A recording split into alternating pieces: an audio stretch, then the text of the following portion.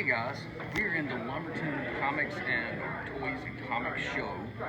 Look at me trying to get that out all at once. We all know that I can't speak well, but you know what? As we talk about it as a community for all of us, today I'm actually here with Brian, and what really got me with his thing is he's got a bare butt publishing. We want to talk about this. How you doing, Brian? I am doing wonderful. I'm glad to be here. Very nice.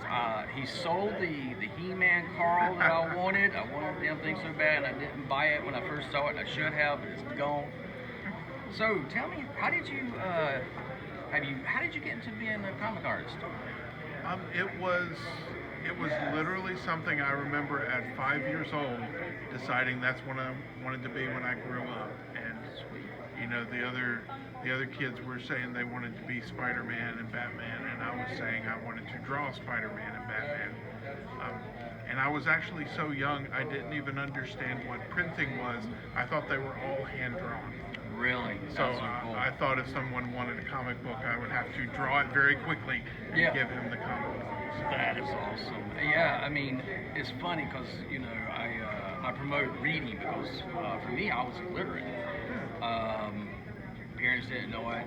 Even though a football coach recognized that I could read the plays on the field, but I couldn't read past a playbook. And so it was comic books that taught me how to read. So I think it's so cool. And I always promote that, you know, yes, it's for adults, but it's also for kids. And that's It certainly is. And I think it's gotten away from that somewhat, and I try to keep that in mind with the comics that I do. I've got a couple of things that I do. One of them is fine for kids. There's no language, there's no nudity, there's no gory violence or anything like that. So it's easy enough for kids to get into it. It's not written for kids, but it's a good story. It's successful. Exactly.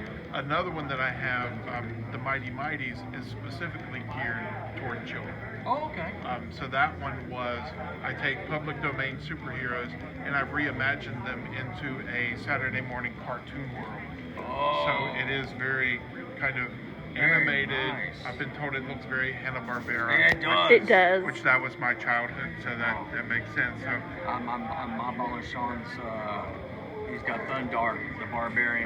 yes. So, with this, with the Mighty Heroes, and you said public domain, people don't understand what that is by chance. Do you mind explaining some of that? Sure. There are a lot of characters in public domain. You can research it online. It's a bit of a rabbit hole. Once you get into that, you just can keep going for days and not come up for air. So you find these characters that were published for time, and the companies went out of business. That's called an orphan work. So there's no one there protecting their copyright anymore. So it's drifted in the public domain. 50 years after a creator's death, things enter into public domain. So things will go that way as well. And you'll see all sorts of things that will go into public domain that then mean anyone is able to use it. So people can make movies, make comic books, t-shirts. They can do all these things with these characters that are then considered to be part of the public consciousness, if that makes sense. That makes sense, yeah. So it is just part of the general knowledge of society, and anyone can access it and use it. So you can find all sorts of fun things on there, and that's just what led me to that one. The Mighty Mighties is sort of a new book for me. I've got the first 3 issues of it out. Still working on number 4 right now. It's my first book in color. Okay. Which, if it's a cartoon world, it has to be in color. Right.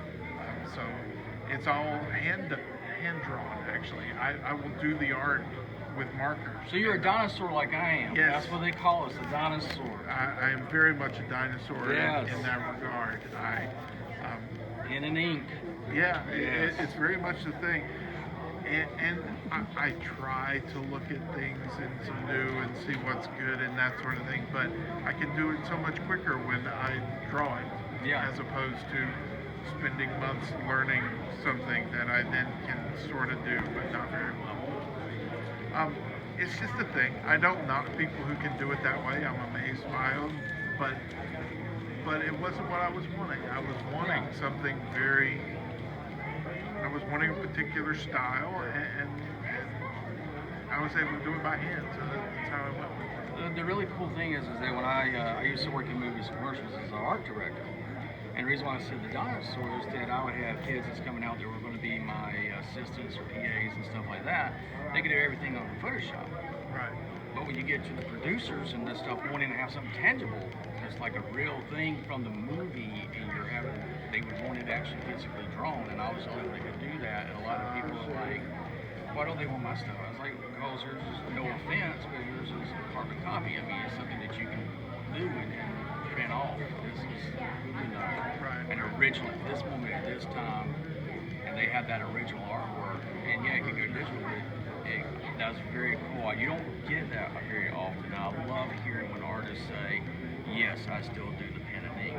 Oh yes, most of what I do at conventions is original art. Really, I've got my comic books out for sale, and that's really why I'm here. I had my own story, Intermezzo, is a book that I started writing and scribbling ideas and drawing characters. I think it was 1990, and there was just a long period of time where I kept planning to do it one day, and eventually everyone will hit that point of the voices in my head say shut up and do it. Your voices might be nicer than mine, but mine aren't very nice. They just said shut up and do it. If I was going to keep drawing these things and writing these things, I had to actually do something with them. And from the 5-year-old kid who was wanting to do with them, it was the decision of now's the time, and I started putting out books. And Intermezzo, I've gotten through 16 issues of it now. 16 issues? Wow. So yeah, there's a lot of them out here. This is the latest one. So. Oh wow. And the art in there is done by hand. I actually hand letter, which a lot of people hate me for doing, but I do it because it gives me flexibility to change it and make it and morph it into stuff I want it to be. And so those characters, wanting to get them out and get their story out there, was why I was wanting to do this. And from there I branched into a lot of other different things. The original art stuff that I do a lot of cartoon pieces. So Winter Soldier. Yeah, Chili Willy is Winter Soldier, and so I do all sorts of, I call them cartoon cosplays. I like it. It was predestined for me to be here, guys, because right there. That is you right there. Look at that. You didn't know you had Derek's character in there. Yep, look at there. Here, right put it there. back on the page. Because I typically have a bigger beard. Yeah. And when I messed up my beard, I had to go with this. And Yeah. We call it his wrestling. His wrestling cosplay. There you go. Very, very nice. Very nice. Now, where can they find your stuff? I have a website, bearbuttcomics.com. Be sure that you're spelling it B-E-A-R. Okay. Bearbutt, because if you put in B-A-R-E, I don't know where you will end up, and I'm not legally responsible for what you see. That's good to put that in there. Very much so, especially when I was a teacher and want to look at the White House and that was silent. Yeah. It was, what was that? The .govs and the .somethings Yeah. weren't the same. Yep. I remember that. Oh yeah. That was a nightmare for me.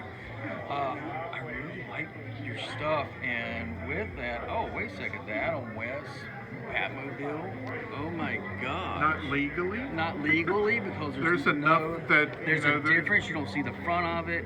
Yeah. And there's, this is actually, not Batman's, but this is Ratman's. There you go.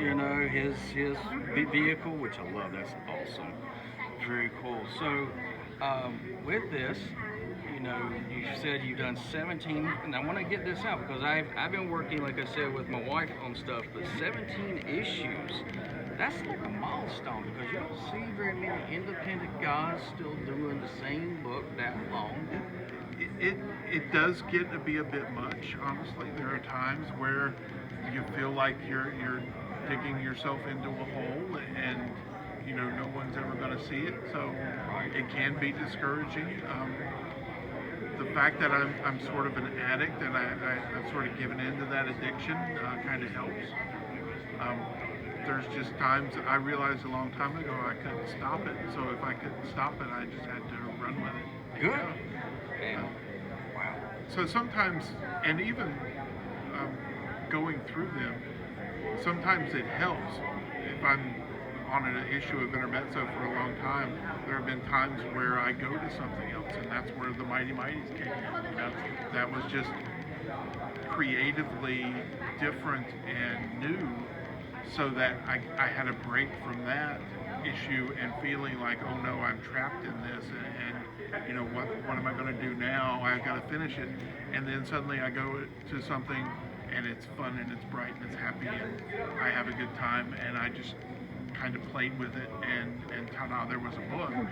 And then I could go back and finish the one that I was really wanting to get out and get through, having a good break from it, but still moving forward, still accomplishing something.